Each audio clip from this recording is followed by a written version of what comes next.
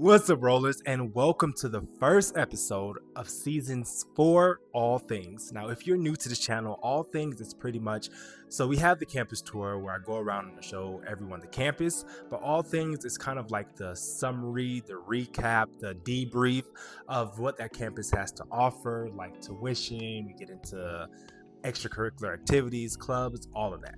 So, if you are new to the channel, first of all, welcome in to the roller community. And please subscribe if you haven't already. Hit that like button, comment, and turn on post notifications. We have a lot of great content coming in, and I would hate for you to miss anything coming out. So, with that being said, we are going to go ahead and get into last night's episode. So, it was a season premiere, and we went to Howard. What we do here is go back.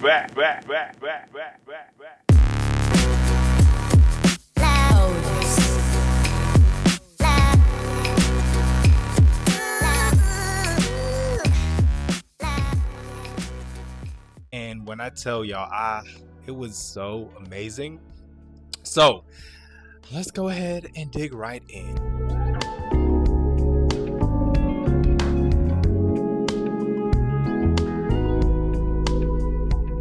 All right, so first of all, tuition. Now I know tuition is a big factor when it comes into deciding what college you want to go to. So according to Howard's website, the undergraduate on-campus fees are $32,878 for tuition, and then you have the mandatory fees, and then you have housing, you have meal plan, and all of that is going to be right here on this photo so you can look. And also the tuition varies based on the program you are in and whether you're undergraduate or graduate, if you have not seen that already. So I'm a big advocate for scholarships. So if you don't know about me, I did 4 years of college. I graduated in 2019 from Georgia State University. I did my freshman year at Temple University out in Philly, finished the rest of my 3 years here at Georgia State University. And I was able to get a lot of scholarships, which tremendously reduced how much I had to pay going into college, and also limited how much I have to pay back in student loans, which God is going to forgive. Yay. So, a little bit about my advice. I highly recommend Scholly. That is SCHOLLY. Scholly has a lot of great scholarships that you can look through, you can search through, you can do, a lot of great things come from Scholly. The next one, Congressional Black Caucus Foundation. Now, they are amazing. They gave me scholarships, I think, for 2 or 3 years out of my college, journey, and I love them. They're amazing. So that is CBCF, and I'm gonna link everything like I said, but Congressional Black Caucus Foundation, y'all. And then you have also university-based scholarships that Howard does give. So there's a link here as well. And then these are the different scholarships that Howard does have to offer: the presidential, the achievers, the founders. So there are a lot of things out there. You just really have to put in the work, y'all. You really have to put in the work. It's a lot of work, but I would rather put in a lot of work on the back end than having graduate and have to work my off in order to pay back these student loans, because they're no joke, trust me. So now that we're off of the topic of tuition and scholarship, here are some of the admission requirements to get accepted into Howard University. And of course, it's not always going to be by the book. You have one-offs, this, that, and the third, but generally speaking, this is what Howard looks for when they are seeing who could be a potential student at their university. So standardized tests for the 2023 to 2024 admission cycle, SAT, ACT test scores are not required for first year admission. So this is really big because I know SAT, ACT, those can be very stressful to take. But you don't have to take it in order to get accepted. Now, if you want to, you can definitely, take those tests, but it's not a mandatory requirement for at least the 2023 to 2024 admission cycle. Okay, so here is a chart of the application deadlines. You have early action, early decision, regular decision. You have all of that is listed right here. And then this link at admission.howard.edu tells you everything you need to know, from application dates to how to apply to early decision to requirements, any recommendations. It's all going to be listed right here. So you can take the time to look if this is something that you are very interested in applying for.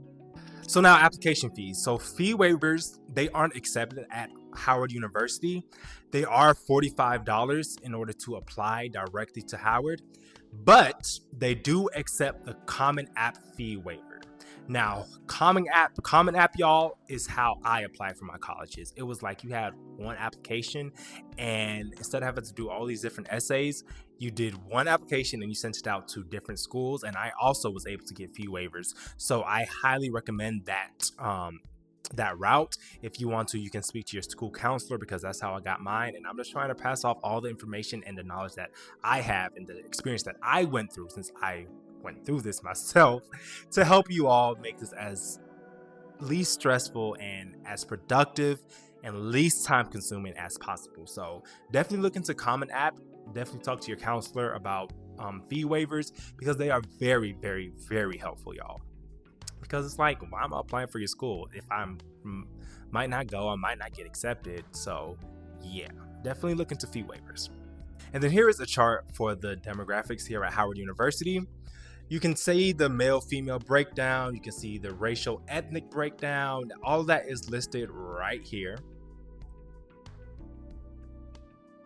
And now I want to get into some sports. So if you're an athlete, maybe you might be interested in pursuing sports here, or maybe even looking into getting a sports scholarship. So they have a few different sports, men's and women's sports. They have basketball, cross country, football, golf, soccer, swimming and diving, tennis, track and field, lacrosse for females.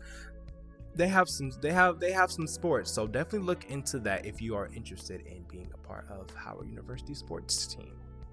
All right, y'all. So lastly, we're just going to talk about nightlife. So Howard is literally, y'all, in DC. There are so many things to do. You have clubs, bars for 21 plus. You have on campus, parties.